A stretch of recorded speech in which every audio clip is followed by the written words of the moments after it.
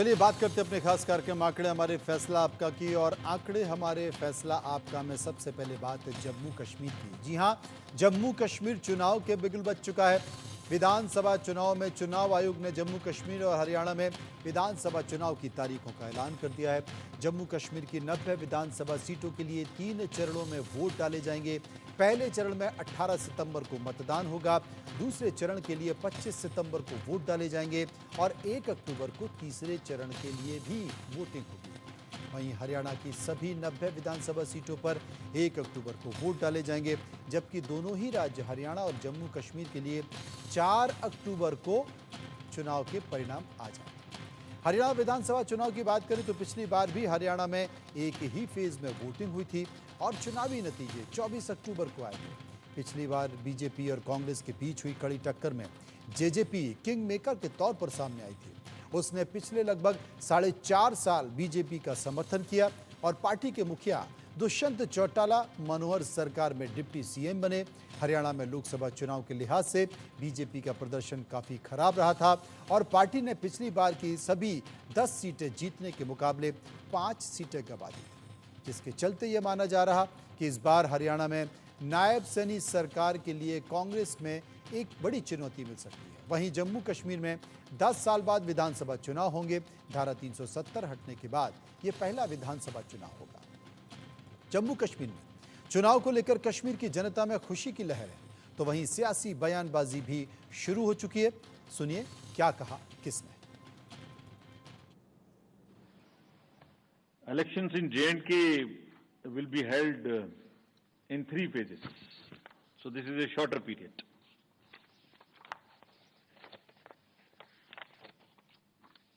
This is a much shorter period, much shorter than even the parliamentary elections, which were 5.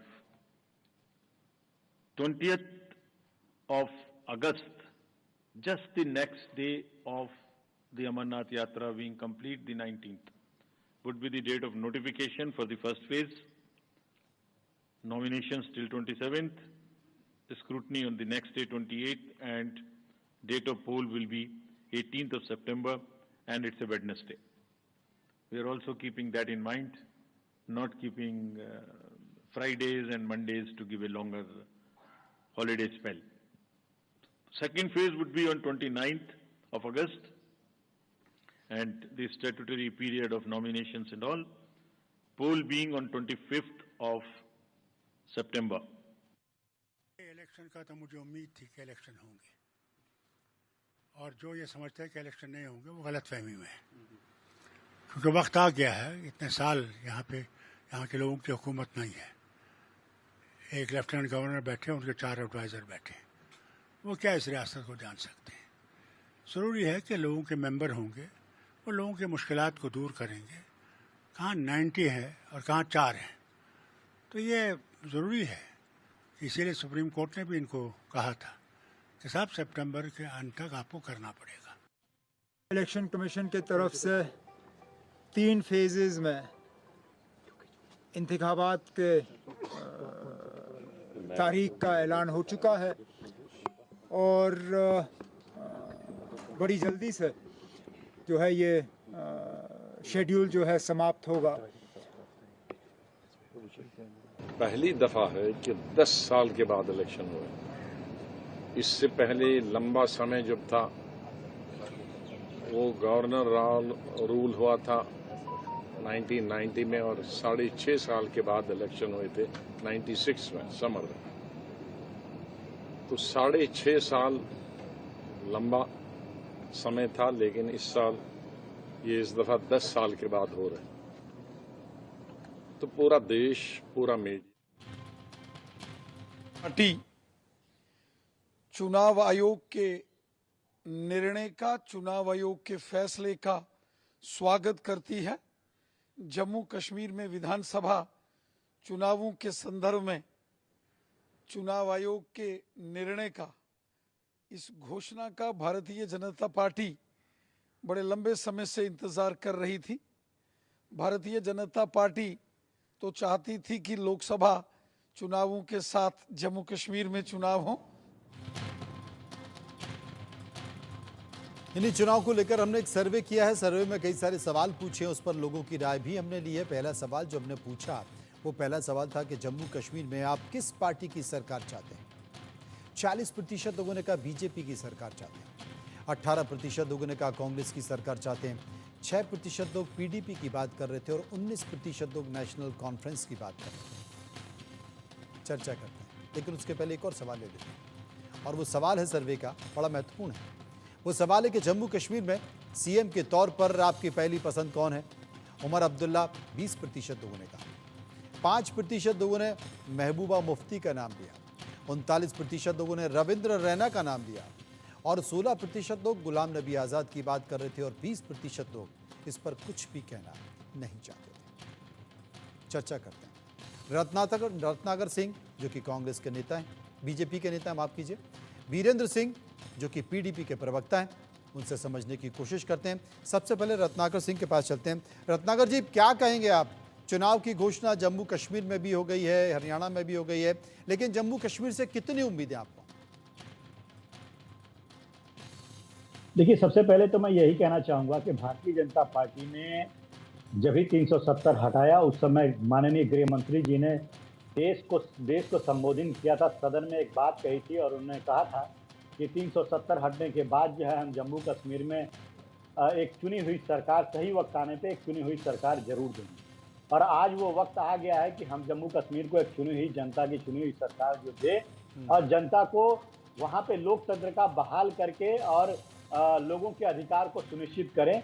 ये Bharatiya Janata party ही कर सकती है, क्योंकि हम लोकतांत्रिक तरीकों में और लोकतंत्र में विश्वास करते हैं। और आप देख लीजिए जिस तरह से लोकसभा में चुनाव हुए हैं, 58.46 मत जो है, ये अपने आप में दर्शाता है कि वहाँ की जनता किस तरह से लोकतंत्र में विश्वास करती है और लोकतांत्रिक मूल्यों को तवज्जो देकर और बढ़ चढ़कर वोटिंग में हिस्सा ली। इसमें कोई शक नहीं है कि वहां के लोगों ने बढ़ चढ़कर वोटिंग में हिस्सा लिया और वहां के लोगों ने भाग भी लिया। वीरेंद्र सिंह जो कि प्रवक्ता पीडीपी हैं, हमारे साथ मौजूद हैं।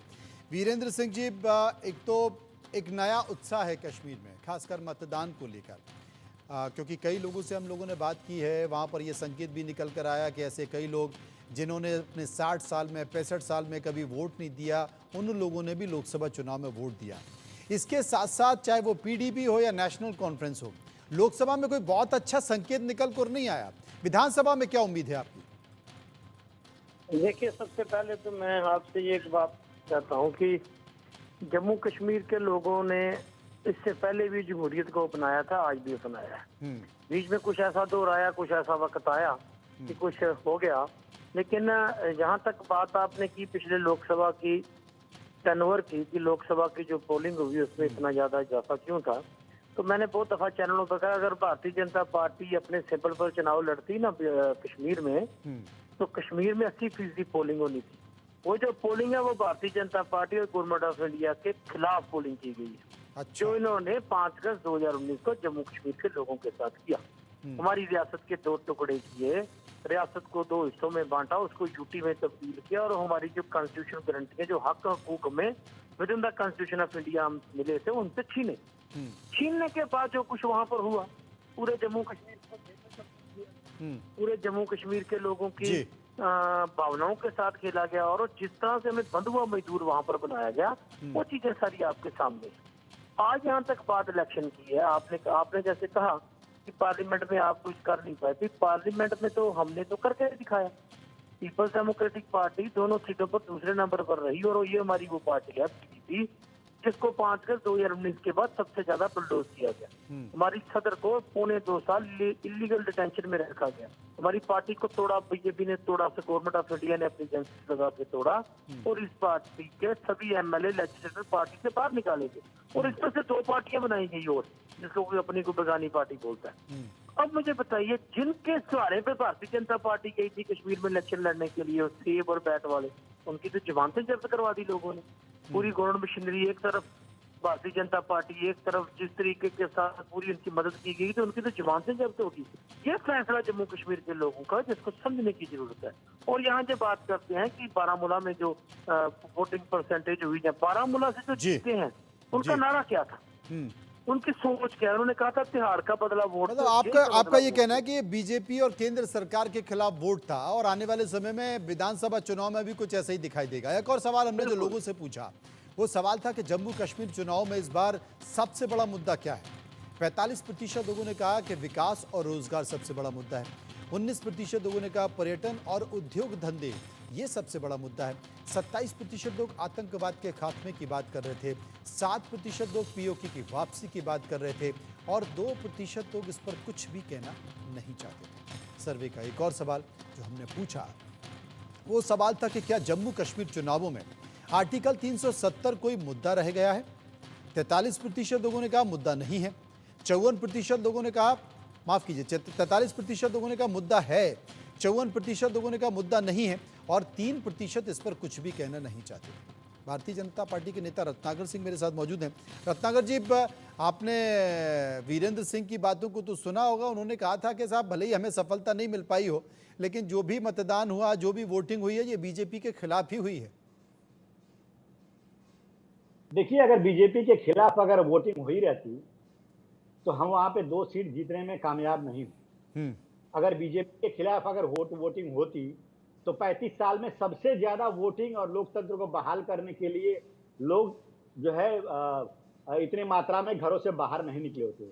लोगों ने वोट किया है। आप समझिए, वहां पे ये अलगाववादी सोच की मानसिकता को समर्थन देने वाली पार्टियां, इनको पब्लिक ने दरकिनार कर दिया और पब्लिक आज विकास के नाम पे, जनता आज विकास के नाम पे वोट दे रही है। आज मैं बता दूं आपको, जानकर आश्चर्य होगा कि पिछले 4 साल में इसी जम्मू कश्मीर में जीडीपी जो है वो दोगुनी हो चुकी है। 2.25 लाख करोड़ जो है जीडीपी हो चुका है वहां का। और वहां पे हमने इन्हीं 4 साल के दौरान 40,000 बेरोजगार युवाओं को रोजगार देने का काम किया है। आज जम्मू कश्मीर में लाल चौक में तिरंगा शान से फहराया जाता था। इसके पहले कैसे फहराया जाता था सब लोग जानते हैं।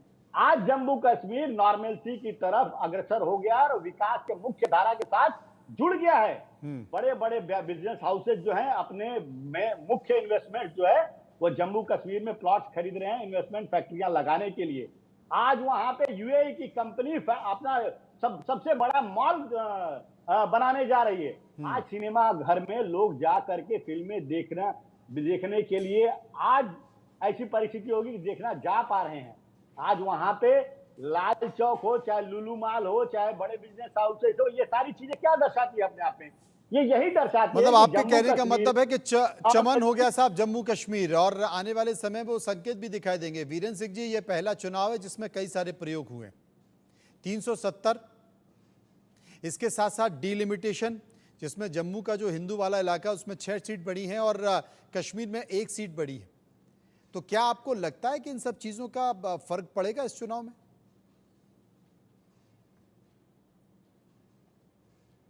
आए हैं कि नहीं आए हैं ये मुझे नहीं मालूम, अब इनको पता होगा। इन्होंने 2-3 बातें की। इन्होंने सबसे पहले कहा कि लाल चौक में तिरंगा। भाई, आप 2014 से 2018 में सरकार में थे, तो इसका मतलब आप तिरंगा नहीं वहां पे लहरा पाए। 2014 से पहले 2019 से पहले कौन सा झंडा वहां चलता था? लाल चौक क्या 2019 के बाद भारत का हिस्सा बना है? ये ऐसी एक मिस इन्फॉर्मेशन आप लोगों में फैलाते हैं। मैं इनसे 2 सवाल पूछना चाहता हूँ। इन्होंने कहा रोजगार हो रहा है। भाई विकास, भाई वाकया विकास तो हो रहा है भारतीय जनता पार्टी का। विकास तो हो रहा है आपका। आपने लैंड माफिया लाया, आपने लिकर माफिया लाया, आपने हमारे सरों के ऊपर ऐसे ऐसे माफिया ला के बैठाए। मुझे आप एक बात बताइए, क्या मुझे नहीं मालूम रत्नाकर साहब किस स्टेट से आते हैं, क्या ये पसंद करेंगे कि इनकी स्टेट को यूटी में तब्दील करके वहाँ एलजी साहब कहीं बाहर से ला के वहाँ बैठा दिए जाए और इनके ऊपर हुकूमत करें? क्या ये पसंद करेंगे? 10 साल से आपकी असेंबली ना हो, आपके पास 10 साल से अपने मेंबर असेंबली चुनने का हक ना हो। यहाँ तक आपने जम्मू कश्मीर की बात की है, जो बातें ये करते हैं हमने ये किया, आपने जम्मू कश्मीर को तबाह किया। आपने रोजगार की बात की है, आपके राज में 3 लिस्टें निकली हैं और तीनों की तीनों आपने क्रैश किया सर्विस सिलेक्शन बोर्ड की, उसमें चोरी होगी। आज तक ना चोर पकड़ा गया ना चोरी करने वाले पकड़े गए। क्यों? क्योंकि चोर चोर मसेरे भाई हैं। सब लोग आपके गले मिले हैं, जिसका भी नाम जब शक्ति सिंह आप पर जाती है, एजेंसी की जांच वहां बंद हो जाती है। आपने, आपकी पार्टी के फार्मर एमएलसी हैं जम्मू कश्मीर में, उन्होंने प्रेस कॉन्फ्रेंस करके कहा कि जम्मू कश्मीर में रेत बजरी की ट्राली इसलिए महंगी है, 3,000 की ट्राली 13,000 में बिकी। उन्होंने कहा हमारे एक बड़े नेता का पीए जो है महीना लेता है किसने वो पैसे खाए हैं 3,000 के लिए 13,000 में बेचने के लिए, उसका जवाब देश की जो जम्मू कश्मीर की जनता पूछती है। आपने लीकर माफिया लाया, नकली शराब जम्मू में बेची, आज लाइसेंस का कारोबार हो रहा है, उसको रोकने वाला कोई नहीं। आपने लैंड माफिया लाया, और सबसे बड़ी बात मैं इनसे पूछना चाहता हूँ, आपने किस रोजगार की बात कर दी यहाँ तो आपकी देन है बेरोजगारी। एक इंडस्ट्री थी हमारे पास, इंडस्ट्री पॉलिसी जो सरकार ने रखी थी, आपने इंडस्ट्री वाइंड अप करवा दी। आपकी वजह से जम्मू कश्मीर के लोग जो हैं वो पिछले 5 साल से त्रासदी का जीवन जी रहे हैं। आपने स्मार्ट मीटर लगाए। रत्नाकर जी, सहमत है आप इनकी बात से? पानी के मीटर लगाए। आपने देखिए पुलिस के डंडे से वसूला। सुन लीजिए, आप आरोप लगा चुके सारा आरोप लगा चुके। आप लाल चौक अगर मैं ये सिर्फ सिंपल सा एक सवाल पूछना चाहता हूँ, सभी उड़ी गए हैं। अब इनको शांत कराएंगे तो मैं अपनी बातों को रख आपको पता भी है कश्मीर की स्थिति क्या है। अब इनको चुप कराएंगे तो मैं अपनी बातों को रख सकता हूँ। जो आदमी कश्मीर में कभी बताइए, वो अपने आप चुप हो जाएंगे अभी के तो।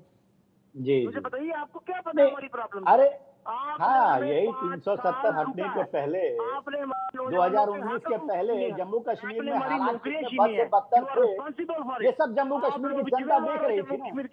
किस तरह से आम जनता पे आतंकियों का हमला आए दिन होता रहता था, किस तरह से वहाँ पत्थरबाजी की घटना सरेआम हुआ करती थी, किस तरह से भ्रष्टाचार में लिप्त वहाँ पे अलगाववादी नेता लड़ने के लिए पाए जाते थे। ये सारी चीजें तो होती थी ना 370 हटने से पहले वहाँ पे। आपके शासन काल में ही होते थे ना, अलगाववादी खुले घूमते थे। हाँ, दो विधान, दो प्रधान, ये कौन करता था भाई? ये आप ही लोग करते थे ना इस देश में। कश्मीर में अगर वाकई आप कश्मीर में कुछ चुप कराएंगे तभी मैं अपनी बात रख पाऊंगा। ये बीच में बोलते रहेंगे तो ना मेरी बात जा पाएगी ना इनकी बात जा पाएगी। चलिए, मुझे लगता है कि कोई किसी की सुनने को तैयार नहीं। अब तो चुनाव आ गए, जनता सुना देगी जो भी किसको सुनाना चाहती है, और चाहे वो इनके अपने दावे हों या आपके दावे हों, वो सामने आ जाएंगे। 4 अक्टूबर को सब कुछ सामने आ जाएगा। बहुत बहुत शुक्रिया करेंगे रत्नाकर जी का, शुक्रिया हम करेंगे वीरेंद्र जी का।